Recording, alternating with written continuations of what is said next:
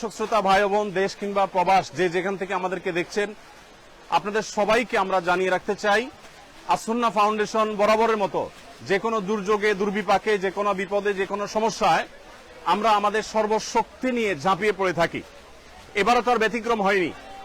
আমরা জানি যে ছাত্র জনতার বৈষম্য বিরোধী আন্দোলনে অগণিত মানুষ হতাহত হয়েছে। গত 4-5 দিন যাবৎ নাওয়া খাওয়া কোনো কিছুরই কোনো ঠিক ঠিকানা নেই। আমরা সকাল থেকে রাত পর্যন্ত একটার পর একটা হসপিটালে আমরা ঘুরে বেরিয়েছি এবং যারা হতাহত হয়েছে আন্দোলনে তাদেরকে আমরা আমাদের সহায়তা সাধ্য অনুযায়ী আপনাদের আমানত আমরা তাদের কাছে পৌঁছে দিয়েছি এবং সেই কাজটি এখনো চলমান আছে।